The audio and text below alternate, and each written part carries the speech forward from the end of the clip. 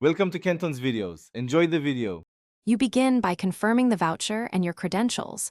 This avoids rework later. First, check the voucher serial, expiry date, and any conditional tags so you know it's redeemable. Once done, log into the PGR portal using your vendor ID and two-factor authentication. Make sure your linked bank account matches the vendor record. Then upload the invoice and any delivery proof, because the system validates these together. This step sets a clean foundation for automated matching and faster approval. You now submit the claim and perform the matching step. This is where accuracy matters. Populate the claim form with the voucher number, invoice lines, quantities, and exact amounts so the PGR engine can auto-match.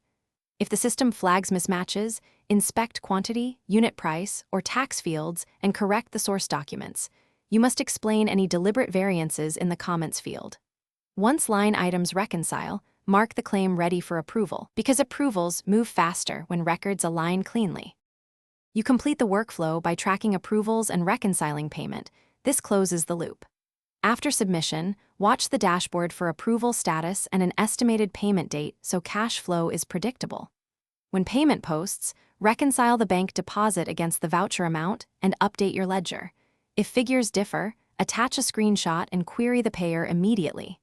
If the claim is rejected, resubmit corrected documents with a brief explanation, because quick, clear fixes prevent repeated denials and speed up final settlement.